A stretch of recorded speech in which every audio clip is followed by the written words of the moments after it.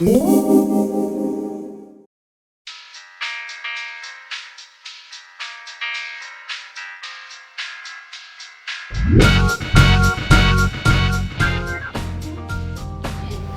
and welcome to Let's Talk. I am your host, DJ Kelly, and my co-host is Cal William. And today's topic is environmental issues, and we'd like to welcome our special guest today. He is a city councilman of the city of Auburn and a member of the Save Owasco Now group.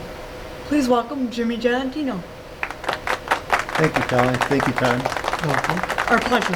Will you give us a short history of our lake now? Sure, I'd love to.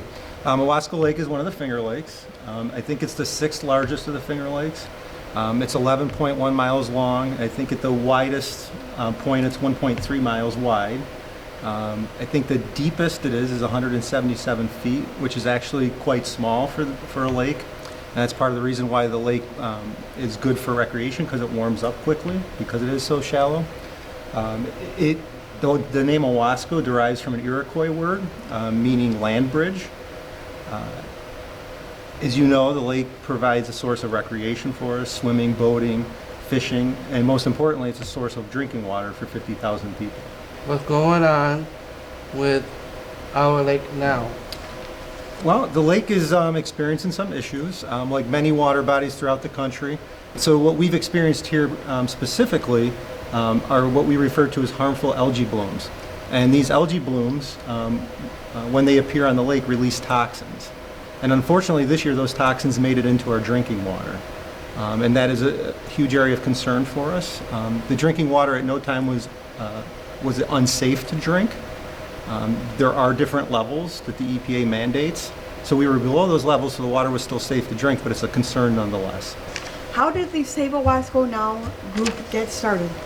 Well, when the toxins appeared in our water, a group of Auburnians were concerned about the issue, and several of these people had been involved in a group previously called the Cayuga Anti-Fracking Association. So the core group of Save Owasco Now derived from CAFA.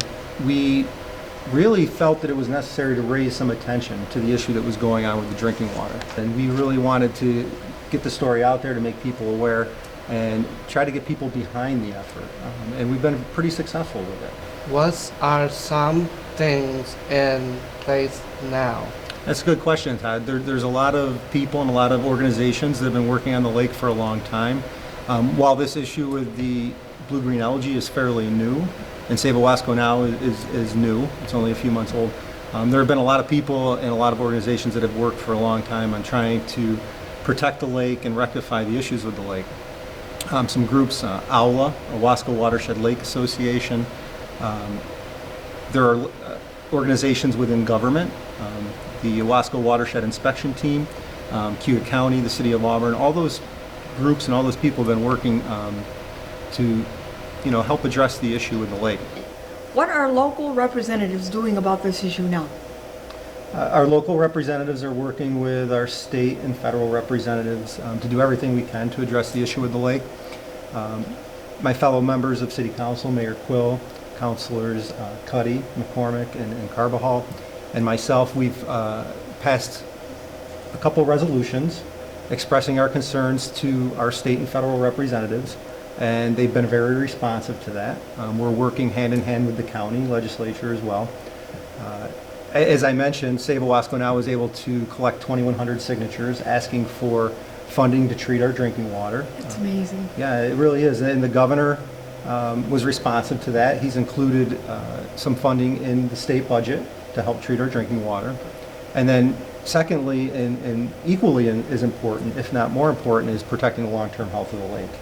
And that's really the second ask and the second thing that we're working on. And Save Owasco Now feels that the best way to address the long-term health of the lake is to establish that total maximum daily load. I'm sure it's going to be a long process, but I'm sure we'll get there.